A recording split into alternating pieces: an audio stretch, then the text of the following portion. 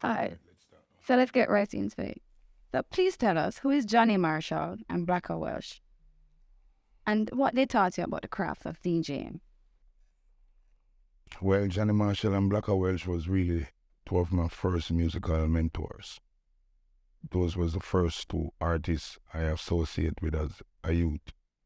Before I even learned to DJ, I was just a little apprentice on the corner, and there was the community stars in Riverton City, DJ and a sound called King Joe, and they also DJ and studio mix sound from Waterhouse. So those were the first two men who I came in close contact with as musician, DJ, should say. And I've been watching them doing their craft until I decided to hold the mic one night, and they was really excited for me. And from there, they started to show me how to rhyme and wordplay, and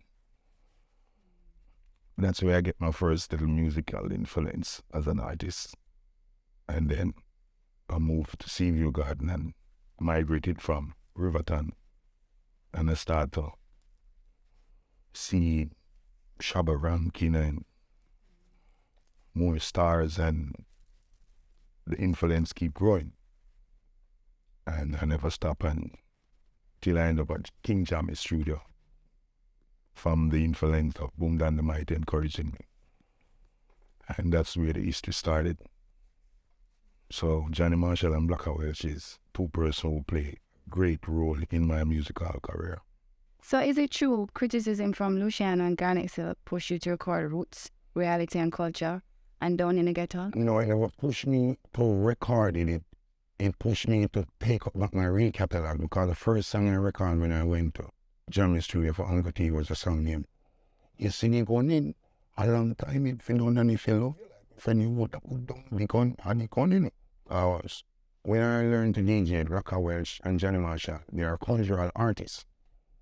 The first time I learned to DJ was cultural music where I sing. When I was a youth, I lived down the gully. I used to live up and sing, could I see my body? Enough girl pass and laugh off and we learned to DJ about the situation, what we're going through. And it was mainly struggle. I'm listening to Jules Whale and Brigadier and Charlie Chaplin, all those first, man. We are roots DJs, because DJing started from the roots lyrics. This way in the late 80s and the early 90s. You got the Super Captain and Ninja Man and the Cutter Rankin and the Matt Wilbur where the World War era came in. So when I was exposed to music, it's all culture. But when I went to Jammies and I advised, people me a long time it Friday, it wasn't getting no attention. So when I said,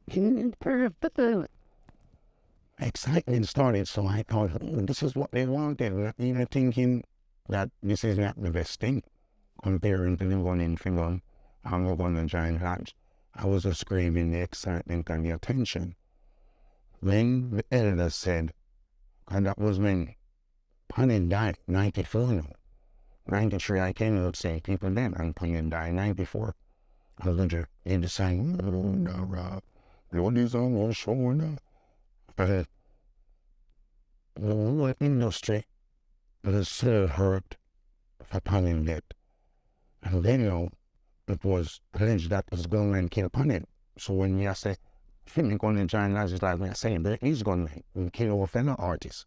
So that's what Luciano and Garnett were saying. We're not sharing stage with people, what we're afraid is people will kill one of us.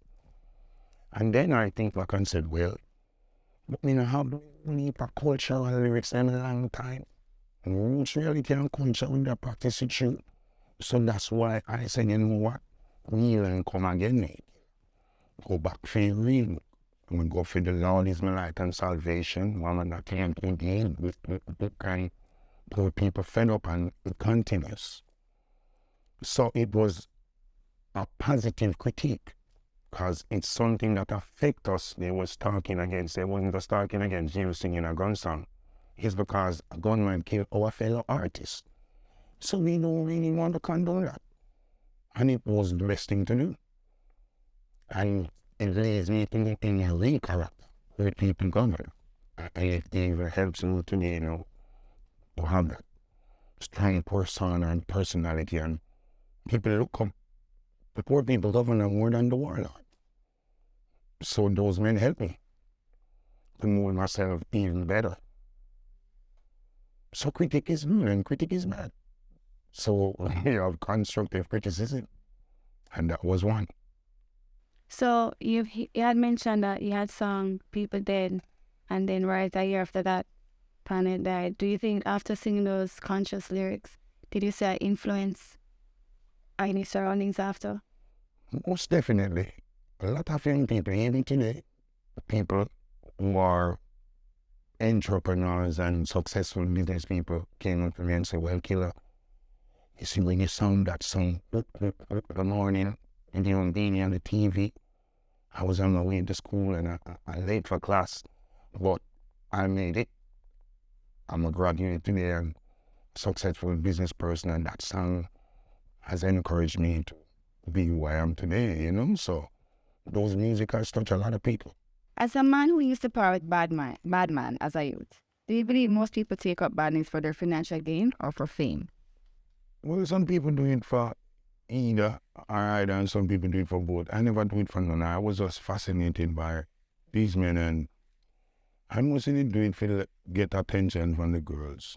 All the girls used to like the bad boys, you know? But back in the days, why wasn't like now, them never really extort people and them something there, and them never really famous. So I wouldn't see it as no fame. It was just a little respect in the community. People kind of look up to you, you know, and rate you. And the girls like you. As a little boy, that's for me, do it. Go up on the corner and talk up the girl and them something. And then when we get gunshot, when we are 16, I'm bad. But I want bad. If I saw badness feeling on my ribs, I don't want no more. So me could make the song name for my man, but him gun you fi run. Copper shot, hey mommy tell you not trust that, but God. So I did think I was a bad man until me get shot, me the bad I bad again, yeah. Go back on me and car right. When time me at about 12 or 13, man them said them I got a party. And them then I have 2 shoes in it. School shoes and dressing shoes. And dressing shoes only can put up on holidays or birthday. So me go put on my shoes now. And go show them got a like man got a party, and my sister and them go tell me father say me wear the shoes. I get a piece of meat to wear my own shoes. Yes, about all my shoes. I me get beaten for wear it. And my shoes is. Papa don't buy me no more shoes.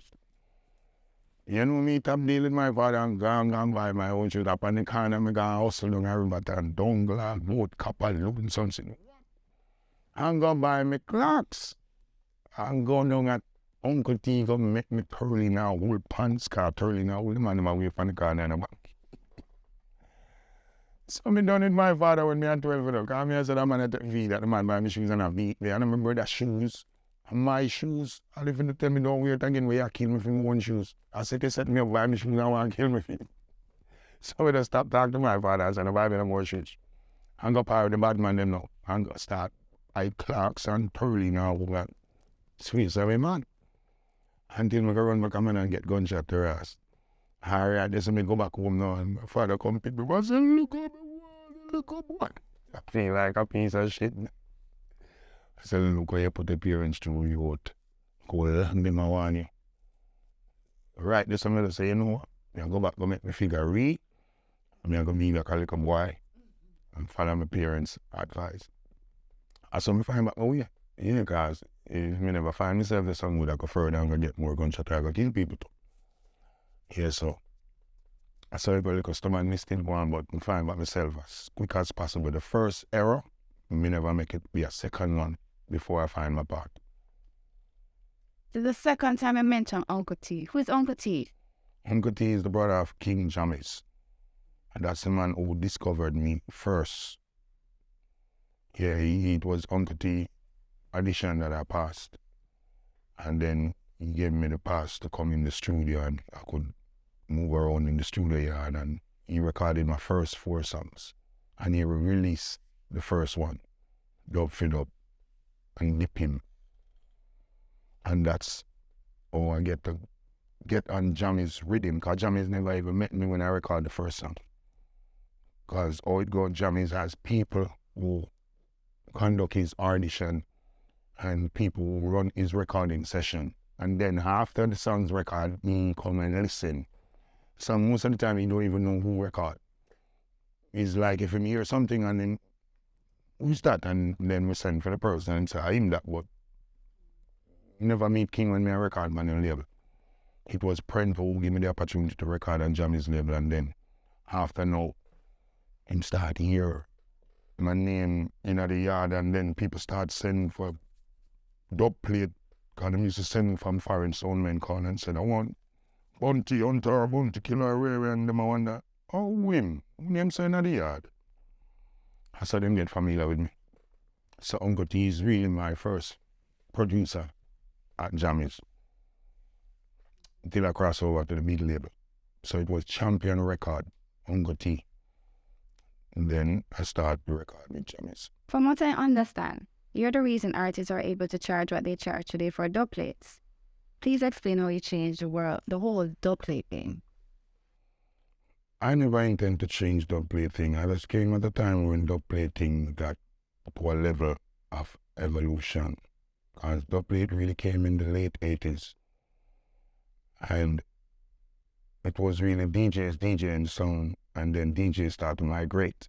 So selectors used to have to get the DJs on dub plate. And when I went to Jammy's, I was not allowed in the studio. I never get to pass Jammy's audition. I end up pass audition for Uncle T. And then I get in the studio. That's when I get my pass. I become one of Uncle T little young Huck. So I could get chance to come in the studio, and then one of the engineers named Prento. He's the one who run the dub studio.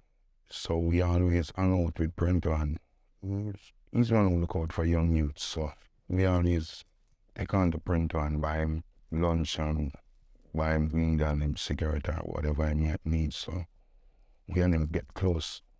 And it was him encouraged me and Bling Dawg to Toddler to do a dub plate for Mavado.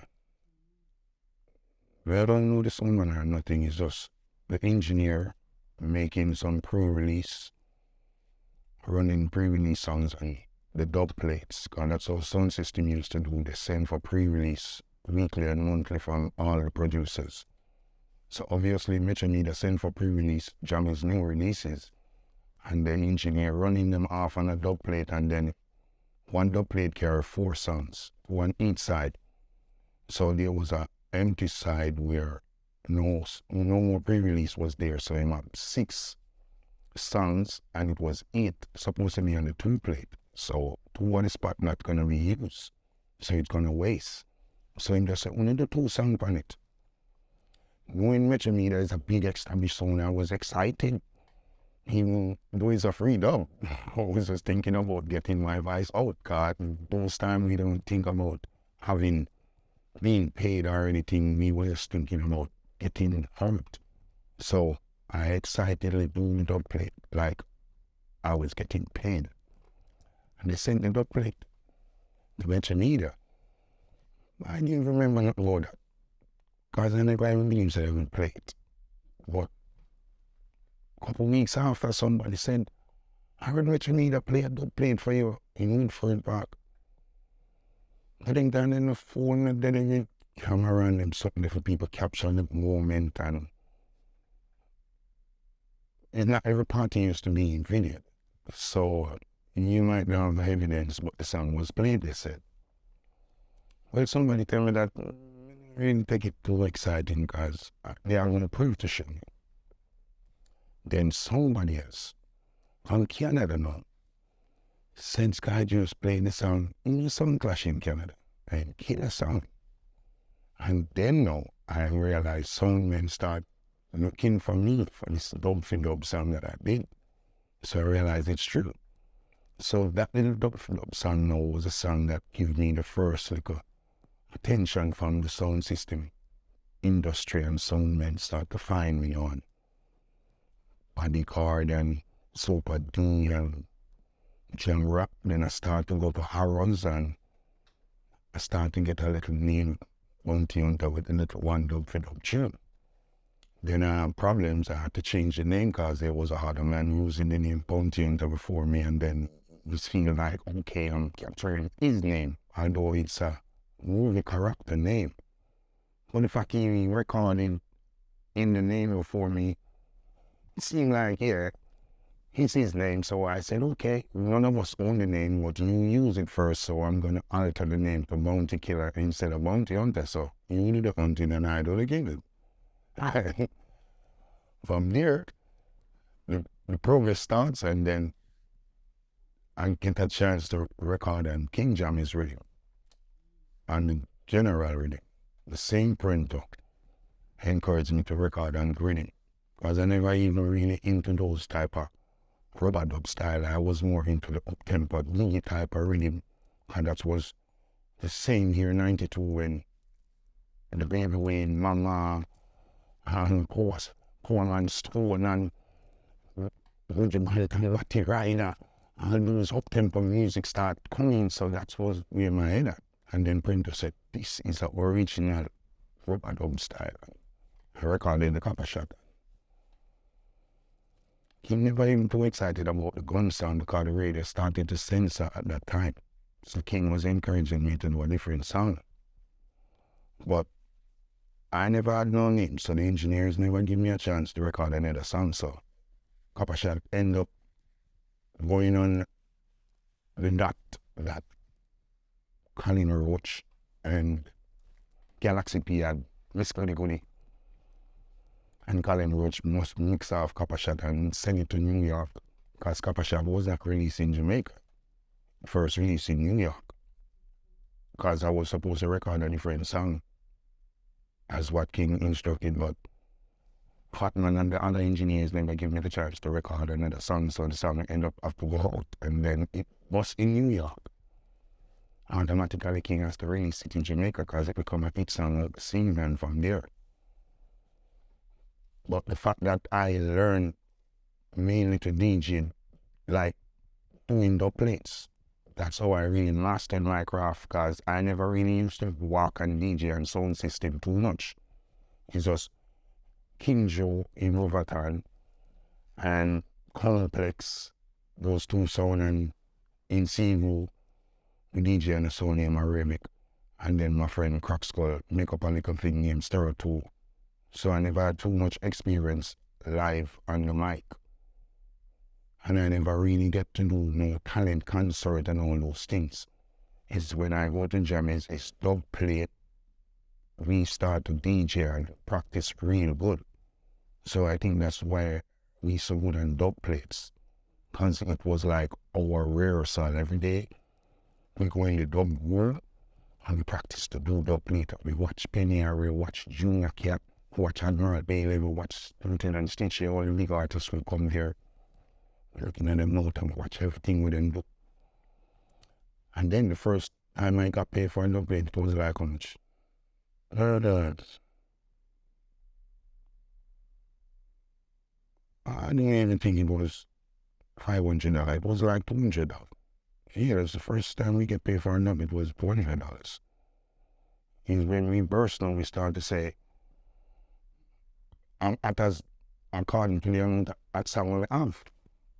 When you have one song, well, it might be a million power, but if I have 10 each song, you can't tell me what to charge. So it's from there we start to put a little price on your place, and then it become a lucrative business. So how did you link up with Johnny Wonder, and what role did he play in having so many mega collaborations with hip-hop artists? Oh, well, Johnny Wonder is really King Jammy's Johnny Wonder work with. He works with King Jammy's, and that's how I met Johnny Wonder. He came down and I met him on the studio, because every artist that Jammy's that I work with automatically meet Johnny Wonder, because Johnny Wonder is the man who really distribute for Jammy's. So I met Johnny Wonder through Jammy's. And then when I left, I link up with Johnny Wonder. Because Johnny Wonder was always a man who advised me and showed me all the little key things to do. And then Johnny Wonder was the one who insists and make up a shot release. So I always look on him as a mentor, because he went out the way to make it happen for me. So when I leave Jammies, we was working on an album, Ghetto Grammar. But I leave and I decided I'm not gonna finish no album with them because I was upset. So I decided I'm gonna make my own album, my experience. That's when I link up with Johnny Wonder now. And Johnny Wonder started giving me some advice and started telling me about crossover shit. Because I was always interested to do crossover music. So it was Johnny Wonder giving me the idea about Lauryn and Fugees and all these things, and Busta Rhyme just came out them time, and Busta Rhyme sing the song about one blood, everybody like Junior Reid. And I'm telling Johnny Wonder I want to do a song with Busta Rhyme. And they say, yeah, that's a good idea. But I think we should get Junior Reid singing the hook, since he said one blood, everybody like Junior Reid. So it was Johnny Wonder's idea to put Junior Reid on the hook. And we say, yeah, that would be dope. And then we link Busta, and you know Busta, he's that fucking yard man. He just love that dancehall shit. So it was like a rap. And then we find Lauryn, because I never even known about the Fugees. I was aware of Lauryn. Johnny Wonder know about Fugees, but we wasn't interested in Fugees because we never had that money. We was just trying to get Lauryn to do a little hook. So we go over to New Jersey to meet Lauryn, and that's when I met the whole Fugees now. And I realized that, oh, they are dope into the dancehall shit. They know the reggae shit, because I realized, oh, he's an Asian. Oh, Caribbean people. And then Wycliffe him start playing dancehall and reggae, and then he decided he has to be on the track too. There's not gonna be no Fugees, no Lauryn and Bounty, it's gonna be Fugees and Bounty Killer. So the whole gang jump on the track. They produce the track for a little bit of nothing. And I end up as the only artist to get the 3 Fugees member on a track. After the whole history, I look back, nobody has Wycliffe, Praz, and Lauryn on one song. Nobody, only Bounty Killer. I can't believe. It's weird. Nobody has the 3 of them on a song. Only that hypocrite. That was a blessing. So it was Johnny Wonder's idea about the Wu-Tang Clan. And Johnny Wonder is a New York kid. He grows up on that hip-hop steam. So, you know, he was the first one who did the first remix with me. That the Shook One Part 2 cellular phone remix on the Map Deep Rhythm. Yeah, Johnny Wonder did that. Then he did it, Not Another Word, and the Craig Mack. Those was all white label before we got signed to TVT and all them things. So Johnny Wonder is one of the molder in my career. The next dimension, after I get burst at Jammies, when I really move to the next dimension is when Johnny Wonder took me up 96. And we made that My Experience album. Till this day, it's my best-selling album. Over 300,000 units. Real natural sales in those times. So please tell me the backstory about the song, Look Into My Eyes. What do you mean the backstory about it?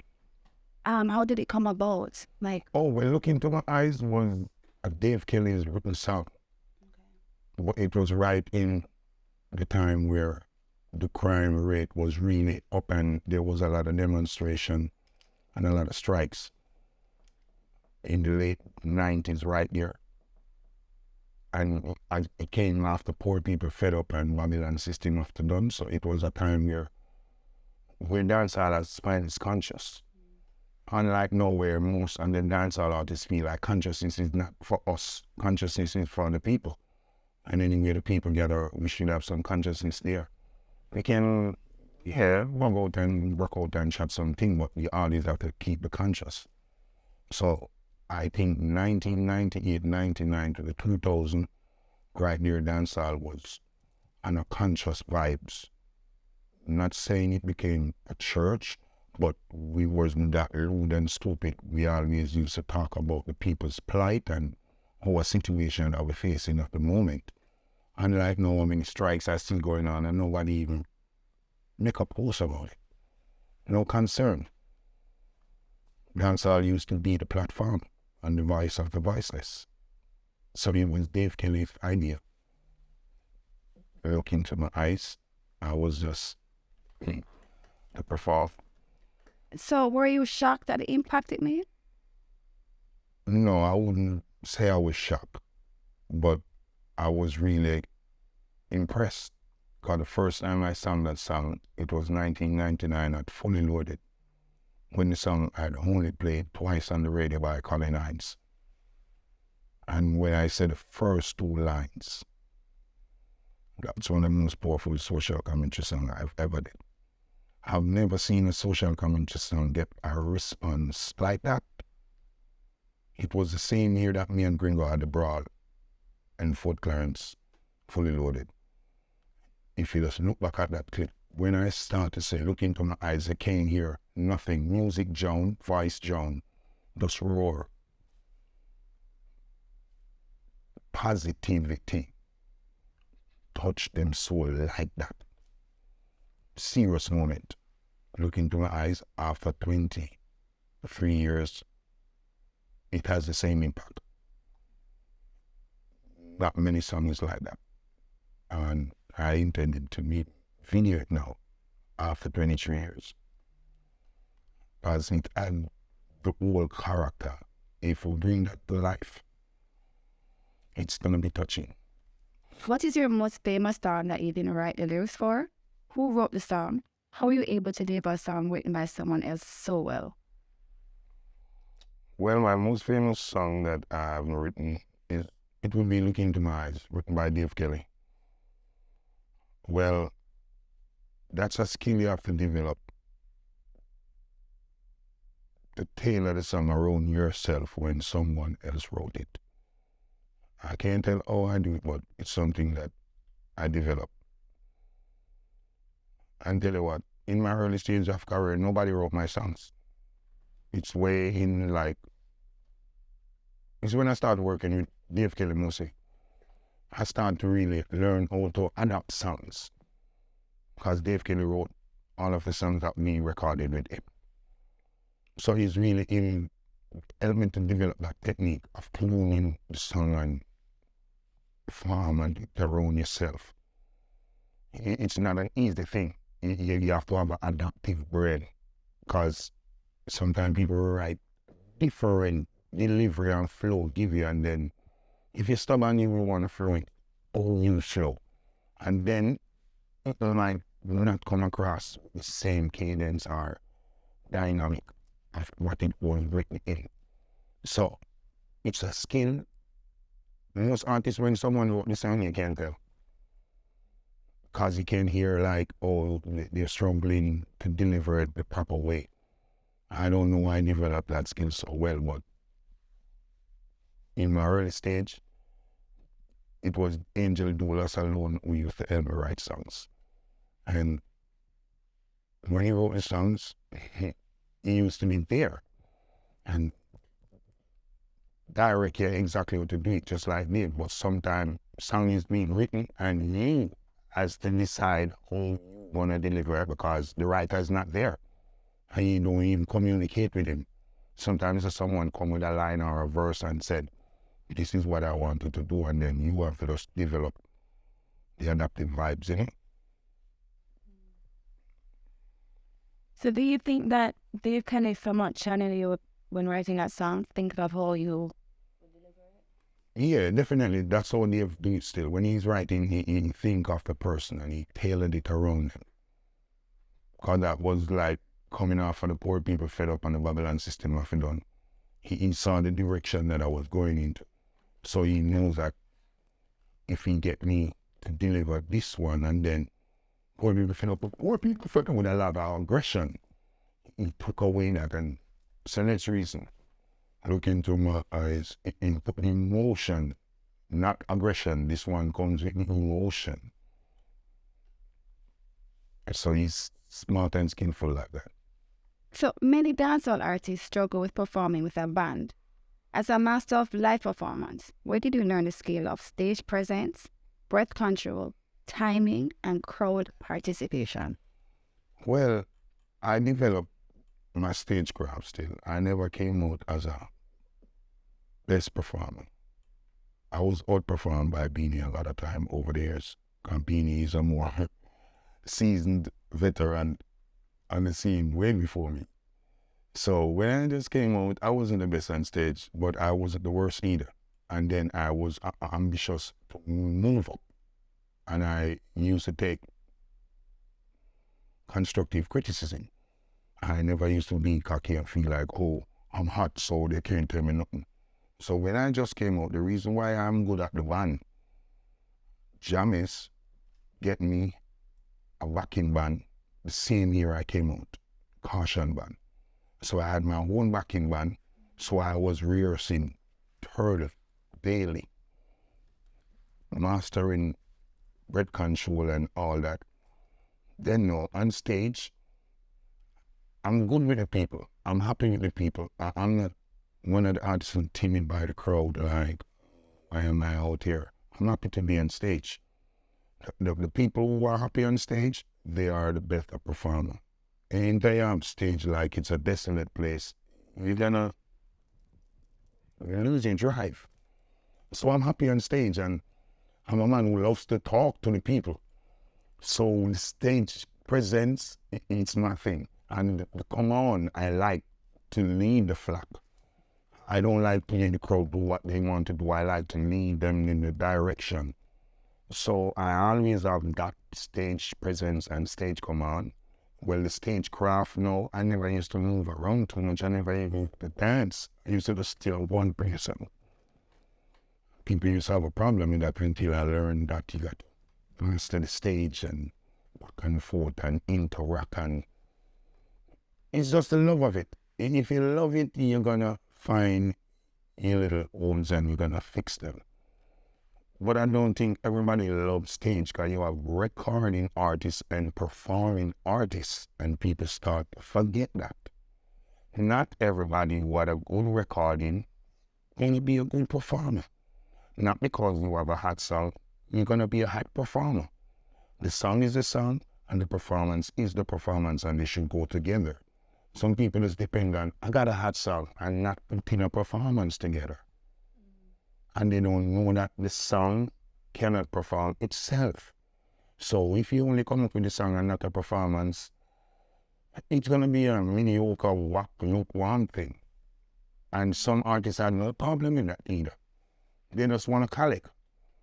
But you are as good as the last scene. So your last impression will be your best impression. And some people don't look at it like that. And all right, if I get paid or I don't get paid, I only can perform one way. Because performance is performance and performing is performing. So I only know to do it the right way, paid or unpaid. If 10 people in the show or 100 in the show, I only know to perform one way.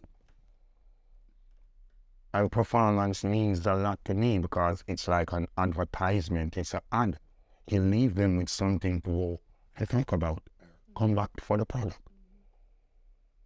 So I take it serious. When I'm going on stage, my problem, I'm worried about not delivering. And when a young artist going on stage, they might worry about they're being received. My problem now is make sure you deliver. Don't take it as a standard. And if you go up there and you don't do the main thing, you're not going to look right. Because everybody knows Bounty's standard. So my problem is I'm always nervous not to be Bounty. And that can happen to anybody in the scenario who are spiritual life sometimes. So I'm always at that point when I'm going on stage, got to be painted, get in that Bounty zone, autopilot, however you do it, get there. It's the standard. And I think that's what keep me for 3 decades and stay relevant. And you would still want to see me among the younger ones. So that's very achieving. So do you believe artists not honing their craft on the sound system is the reason young artists struggle with performing live?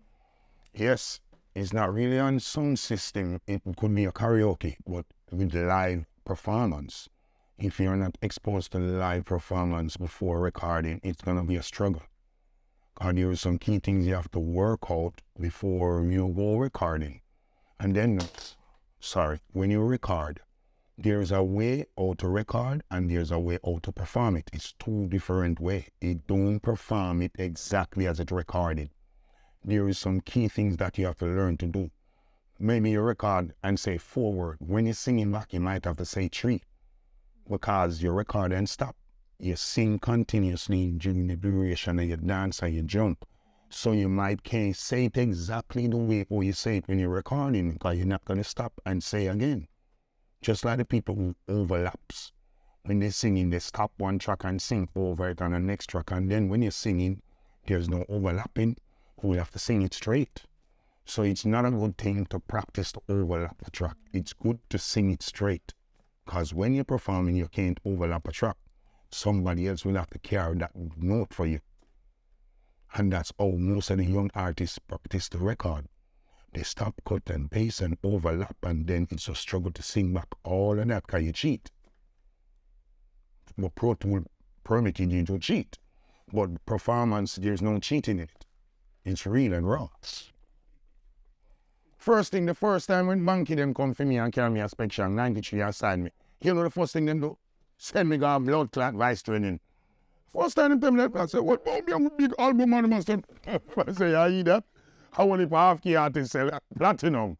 I learn this thing good. Me a big bounty killer, you know. When blood clot, I lock down everything. The man them say, go vice training. Me I wonder how this, you know, after me record album already. Me figure vice training, because what you know the greatest artistry you have album. You have got me the greatest artist now, where I make you fully develop. Go and go do this. Go on woman and say, I saw when the blood me champion, me laugh, you know. I mean, I was because vice training. I mean, fucking here. I something them a teach you, but it's weird, but yo. When we come out, me I'm glad. Yo, there are Shabana if you go, because I love go and keep on stage. Patrick, Cabra, the one of the most every blood clot man, you have to go up and my name is Lifer. Yeah. Them man sing extremely high, you know, me and Jal, you know. I didn't develop them. Well, no man get artists in still in got voice training. And listen, when Killer come out and you hear, people that remember that know the things of me wine key or nothing. The people them say, go up there. Go sharpen every key, because you have them 3 keys a lot. You have a pull and a keep going to learn. The blood clot. Yo. No, because them are real management and international them are carry up. So that's why them are say you have to go learn all these ropes.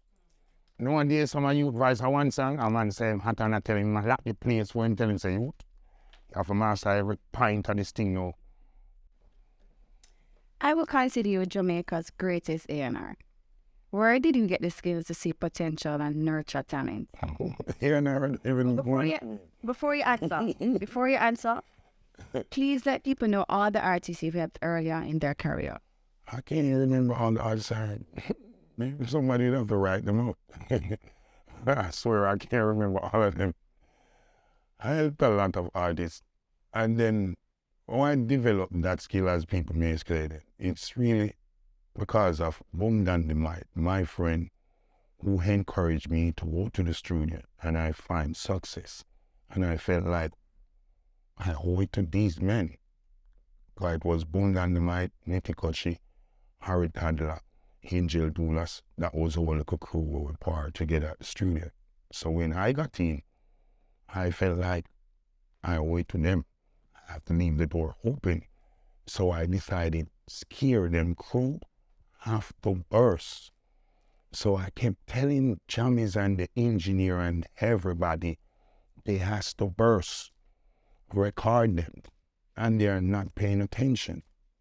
So I end up having to make priceless records, scare them production, and make a rhythm named The Valley of Death, and recorded everybody in the yard, from Determined, Black Mice, everybody, Bling Dawg, Toddler, just named the whole yard. And then Jam's never so happy with me making a label and all that, but it was all the benefit of my friends. And then no, because I made the label and putting out rhythms, it caused a problem. That was why I had to let Jammies. And I insist my friends as the burst. So I took them to Sly and Robbie. Right here. Mixing laps, Sly and Robbie and Bulby. This is where I end up when I leave Jammies. And then Sly recorded. Who the fuck is this playing baby in the morning? Because Jammies don't never understand the type of skills and skills that scared them cool. And it was unorthodox, it was weird because that rap style, making over rap songs, they can't see it. Sly them have different vision in music, so they allow them to do what they was doing and to tell. He bust. I record, y'all them a ride me nature. And they record, who the fuck is this on the same rhythm, man? Slide, Vineyard, and them on the scooter. History from there, scare them, Boss, 96. Sting everywhere with the White River Reggae Bash, all over the country. When I first scare them now, I met up in Baby Cham, a little after. And then me and Baby Cham start up her, and then Baby Cham linked me up with Dave Kelly. That's how the Mavado Bounty Killer link really found. And then, after Baby Cham, you know, I met up in Bling Dawg. Another friend from Florida, and then Bling Dawg migrated to Jamaica, and King Dawg said, well, he might take on music fully and start to power with me. And shortly after that, I met Vybz Kartel. And we started to call ourselves the Alliance, the Alliance. It was a word we used among our friends. Why want me Alliance? And the word gets so popular, everybody start calling we Alliance. Because we never said we have a crew named Alliance. We would scare them cool. Mind me would have said scary or cool as the next edition, but we never planned for another crew. He said, look how we use the word Alliance so freely and loosely around people that starts calling us Alliance, and then when we think about it, it's a good thing, Alliance. One for all for one. Each one help one to reach one. Yes, and you know, we can say Alliance. So, this is signal got put into Jamaica.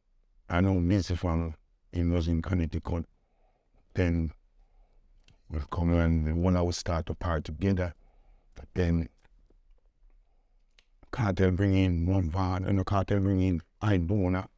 I met Mavado singing blacks through Flex and Tyrical and Mafia crew for a long time. Then I went to live at Oakland, so Mavado them start linking me up now. So all these little young artists around me now, and them start calling we Alliance. And then when we go to show, everybody coming with me. They all come with me, and then me have a style, me stop the show and me call them on and give everybody peace. And that's how they really start master them craft. Just come in and show with killer.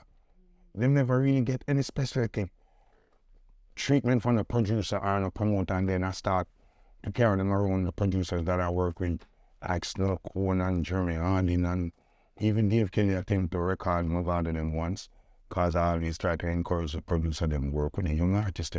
Seem like a slide of scare them. But not everybody have the eyes to see beyond the rough, because some people, if you polish them already, feel just like when I carry Kartel to most of the producer first, he was not polished, but he was creative and talented, but it was want some time and some nurturing, and look at them now. So early in your career, you used to roll deep when you stepped out. At what point of your career did you ease off of the entourage, and why?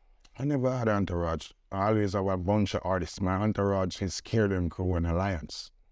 So people always see me with a bunch of people, but it looks like an entourage. But it's a group of musicians and artists and producers and selectors. Some people have entourage of just friends. My friends were star in the makings. As my entourage, you can look at them now. You see my crew. They were my entourage.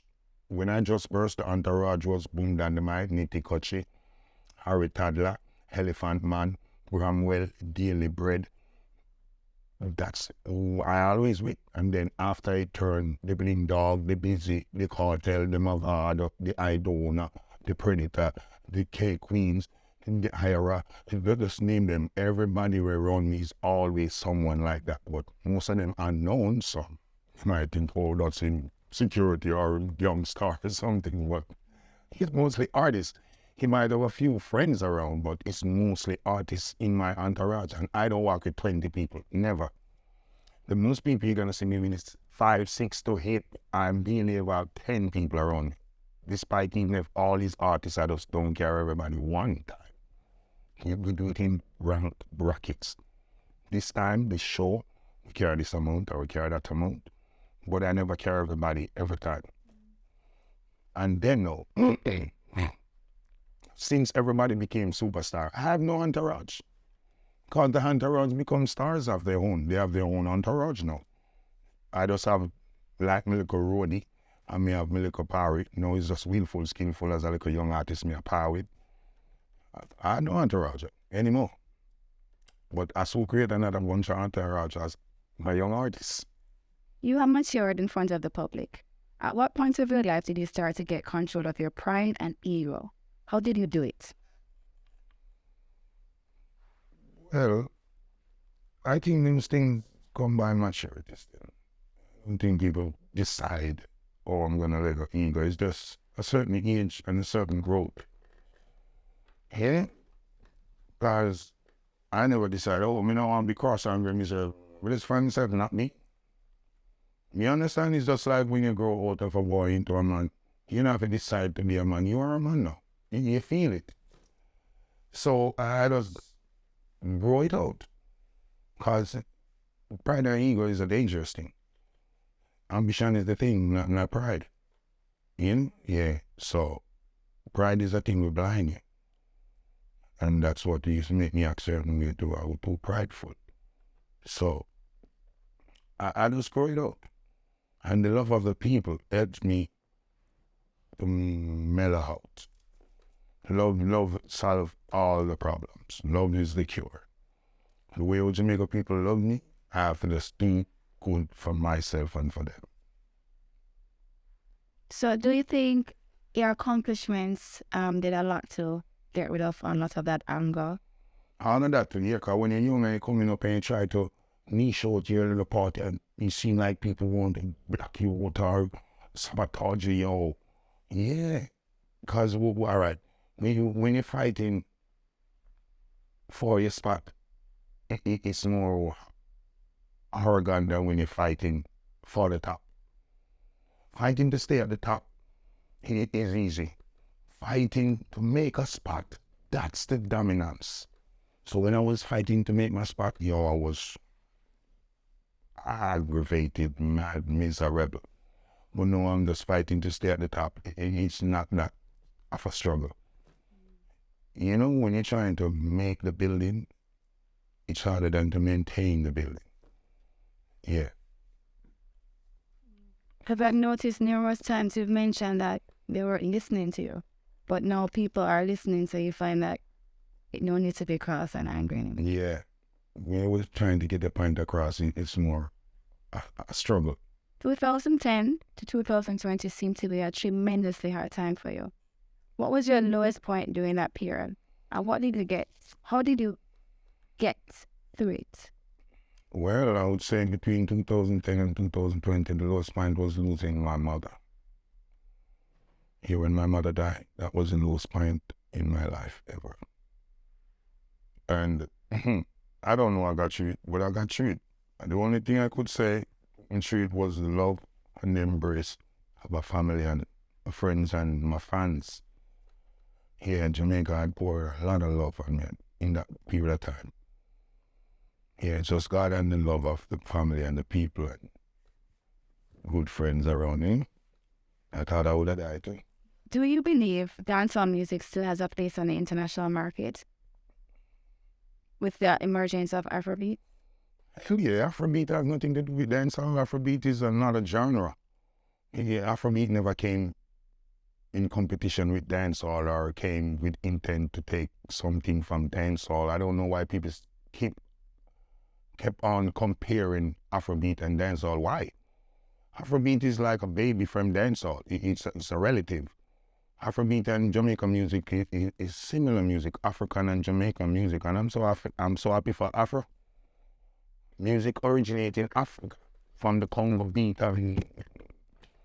Africa finally has a sound. So I'm excited, and Afro not taking nothing from dancehall. Afro complements dancehall. See Nicki Minaj and Skeng all over. On dancehall beat, it's just the topics. Dancehall artists don't have any topics. They are stupid. They are singing some regional thing, some corner argument. They're not singing household argument, where every household understand what this means. Chopper arguments, come up and corner, that not related. People can relate to that in every nation and every country. How far that goes? Fool. People are sing for around the road. So that's why Afro leaning. Afro have topic. Alright, Afro don't even have lyrics. Afro beat don't even have no lyrics. They have a lot of melody, groove, and topic. Yeah. That a lyrics? No, it's a topic. Yeah. We know what yeah mean. Yeah. Just a topic and the melody. Yeah. Style, melody, topic. Simple. Look into my eyes, tell me what you see. Can you feel my only lyrics that, comparing to Burna Boy, yeah, no. And yeah, it's a bigger song, Cause yeah, easy if you catch, has so much lyrics. Just what, yeah. One word with a lot of melody and the beat nice and full of style and groove. We don't want more Jamaican music too technical. And that type of thing, and them are singing a metaphor like them not really what them are say. Why you singing those in metaphor? You make it simply technical, not technically technical. This is how dancehall music is today. Technically technical. They're making the songs like it's a test. You have to figure it out and puzzle it out. Nobody don't want to puzzle music. We want music to relieve our stress. We are getting music with stress in the brain. And we is a fight for here because you're singing and your nose and all and something there. That a mash up dancehall is the creativity. They are not creative anymore. Any little foolishness a man want to take a turn in a song. How much nation you see a follow the little foolishness where you're going to sing? When you make the song, look on the nation and the world and talk to me. Don't look around a waterhouse or down a river or color bed or see you and I make the song. That's dancehall problem. We topics are limited. None of the chopper artists not big like Charlie Blacks. Party animal, everybody know about party. The word party big in every nation. Which nation don't party? Simple. So that our artists them don't choose the topic right. The argument is regional and we are singing our own dialect and we are talking to ourselves. So the music there just go in the diaspora. It don't come out. What's killing them? Wap. And you need to say that and you catch it. Wap. No matter technical lie and foolish. Simple. That's what the music want to go back to, the simple. Why you think the 90s dancehall is the best one? They don't want to back a technical something where I tell you if you do all these foolish. That's why 90s dancehall is the best one, because I don't tell a lie. It just talk to you and tell you the truth. It does free. No petticoat. So the artists, they are very talented, even more than we. Because the style them with them are used and different. Great, but with topic is stupid. We need to look in the world and choose a topic for suit we and them. We can look around Jamaica and choose a topic that we singing around here. So it's like our music selfish. It's not making for universe, it's just making for the diaspora. It's like as far as Jamaican people there, and there's some music of it. because you are singing just content that suits us. How many people know what chopper mean? People don't know what that means. Out of the dance where people think of grass hair chop. They don't understand what chop mean. They tell this a scam because the word scam. And then now, how much people are celebrate scam? Because that's a criminal act.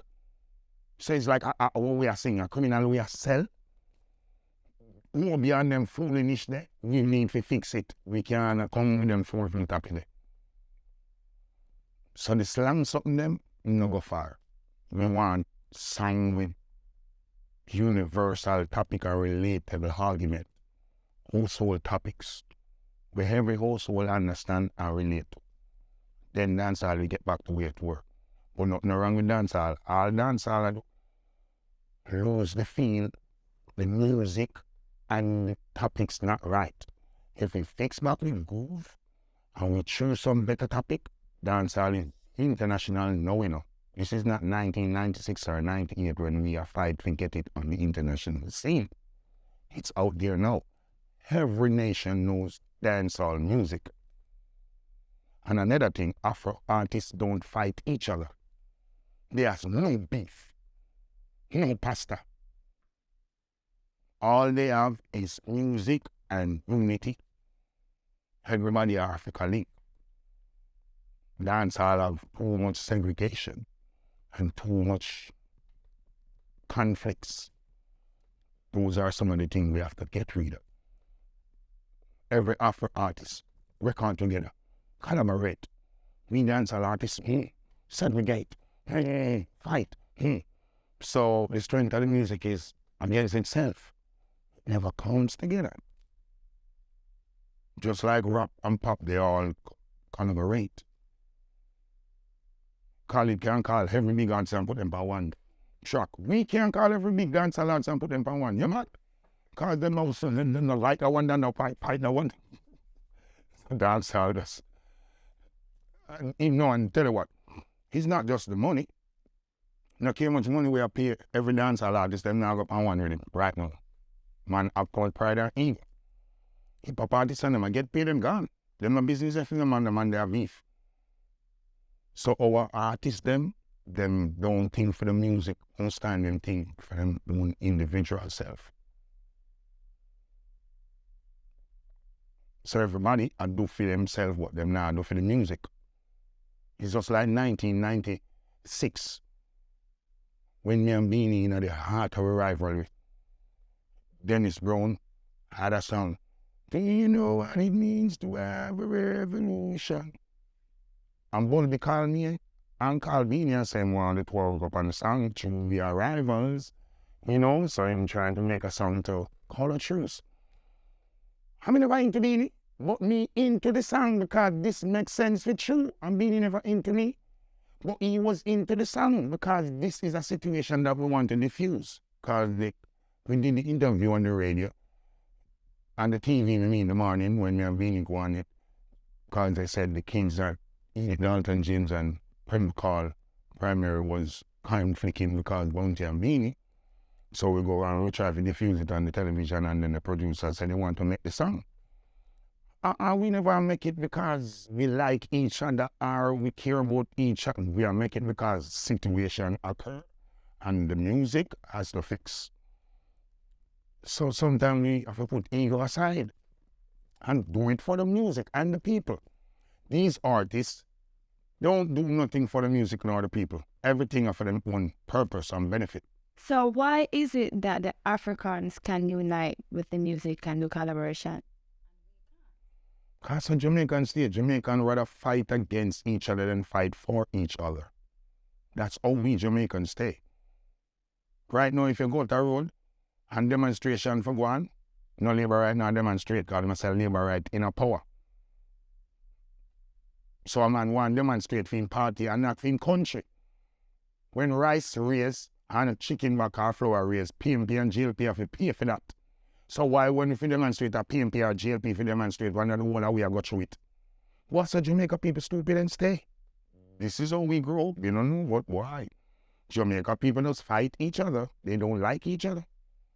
Just go into the traffic, no one try go. Not even look past them no one game, man. Jamaica people selfish. Them don't help each other, babes. That's just Jamaicans. They rather fight against each other than fight for each other. I live it. But how do you feel about some Afrobeat artists that is obviously sounding like or dancehall artists? I told you, Afrobeat is influenced by dancehall and reggae. And I like it. I don't want to hear them sounding like pop and trap. I rather them sound like us. Because African is us and everything for me think Africa come from. So when my African brother them are share any counterpart with me, it feels good to me. So I mean, I like how people are going like them want to compete Afro and dancehall, or one like them and discredit Afro for anything comparing with dancehall. What it sound like? About Marley care music got African and the African people embrace that, you know.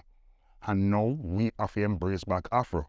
I just put out the Afro song, it no come out yet. Me, I'm not gonna reach that Stone Boy and Baby Cham. Me can't wait for it drop. I love it.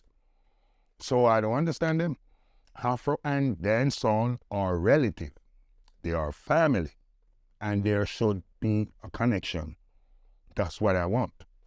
So do you think more collaborations with dancehall and Afrobeat would allow dancehall artists to learn more topics and have much lighter?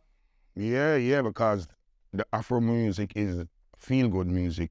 And then when we're doing those type of music, we're not going to carry the hardcore vibes. We're going to embrace that feel-goodness about it. So if dancehall artists look on the Afro artists them and take something out of them book, simple, light, feel-good topic. Just like Sean Paul. Sean Paul don't do no heavy topics. All the Sean Paul songs is feel good. Just give me the light and pass the draw. You understand? The Charlie Blacks, the TJ, the Sean Paul, they give you that nice feel-good topics. All right, Skinny, I kill you with it now. First time in music, you know, the crocodile teeth and the dark something, them know. Straight commercial them again. Nice and smooth, easy style. Palatable music. Even me touring on the dark music like back in ideas. He's just a little push to draw me out what him to like hardcore music, but I really feel good music. Me drink, come smoke, come enjoy myself. Banger. Link up in banger. You understand? Yeah, we are doing them type of music, you know. Dancehall, I feel lighten up. It's too heavy. So that's what we're doing. We want my commercial dancehall. It's getting a little bit too dark and gothic. How much of a role do you think mental illness play in environments that takes place in inner city communities? I think it plays a lot, and then people never think that people have mental problems. And then the gruesome crimes that happening in Jamaica, we have to think mental problem involved. The man we're killing 4 niece and mother. That the man could have seen? That couldn't be a sane man. Yeah, so I strongly believe mental problem involved in a lot of these killings. And the killings and the behavior of the people, yeah. And then Jamaican don't think it's a serious thing, you know. If you say, well, I have mental problem, they look very laughing because they can't see the problem. That's a conversation also. That's also a great topic for people to know triggers. I think Jamaicans suffer a lot of mental issue. Yeah, even the little boy them like the street man. What kind of youth would do that? Just see the man asleep and go light him for what? He must have mental problem. So my Jamaican people, them not concerned about each other like that. And then disabled and old people and mental ill people, we don't give them no care. We Jamaican don't think so, oh, the strong enough to look out for the weak. No. Each man to them own. So we look on it. Only the strong survive. Them the things of the weak to survive too. And then the strong have to help the weak to survive. That's why God make you strong. I am because you are. But I know how we look at it like that. Well, I don't do stress, you know. I don't know about mental breakdown and them something. I just know I don't worry. I pray. My mother teach me that as a boy. Why worry when you can pray? And worry just lead you in a dark place. Worry is when you blank out. You don't know what you're thinking about. When you don't know, you just pray. That's what I do. When I don't know my way, I pray about it. So I don't really stress myself. Anything I can't fix, I leave that to God. That's simple. I don't stress. I don't worry. That's why I sit here without a visa for 13 years. And I have no problem with it. It's not like I'm happy about it, but I have no problem with it too. What is to be will have to be. My mother died and I never stressed out. I couldn't even cry the way I hurt. I couldn't find tears. And I'm crying every day in my heart. But not in tears, but in pain. But I will survive. Music is my therapy. Most definitely, I take out everything in music. Music is my everything. That's what helps me. When I sing and I write and I perform, that's my antidote. So please tell us how you met your manager, Banky. What you have learned from him and how you have maintained your personal and business relation over 3 decades. And spend it. Well, it's a man named Peter Nar. Peter Reynolds.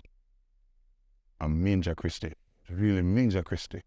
Me and Major Christie used to be at the studio. And then now, Major Christie always tell me about Peter. Call me always tell him, say, yo, want link up specialist in Ray called specialist Banky. And then man in Cham. And we always see them as same view, but then they look they can't do touch and make licks and stuff, and they see them when I watch it. And I always tell Christy, say, yo, Ray want link up, and then Christy tell me, say, no, Peter. We are Banky youth. So Peter link no, and I say, all right. And Peter link Banky, and Banky tell specialist. And specialist send Banky for me. Yeah, so it was one day Banky come pick me up and carry me gone. RJR to reach me the first interview and go do. To be cleaner. And from there, the first time I go up on a plane, me and Banky go. First time I have full out immigration for my Banky foot. So, half of my life, me and Banky apart. Yeah, so Banky is my first road manager. And me manager. So from road manager to manager, all manager. And to advisor to big brother. So we spend our life like this.